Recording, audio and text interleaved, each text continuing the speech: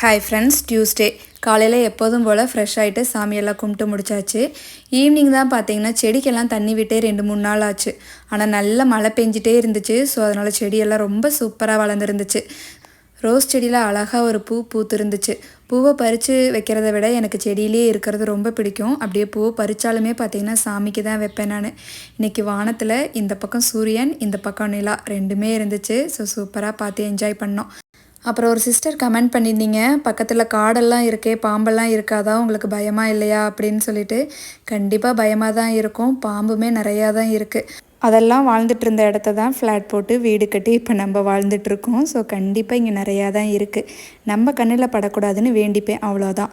இங்கே ஈரோட்டில் காஞ்சி கோயிலில் தம்பிக்கலையன் கோயில்னு ஒன்று இருக்குது. அங்கே போய் அடசை போட்டு பொங்கல் வச்சு சாமி கும்பிட்டு வருவோம். அதுக்கப்புறம் கண்ணிலேயே படாது. இது என்னோட நம்பிக்கை. ஓகே ஃப்ரெண்ட்ஸ், இன்றைக்கி டே இப்படி தான் இருந்துச்சு. நம்ம நாளைக்கு இன்னொரு வீடியோவில் பார்க்கலாம்.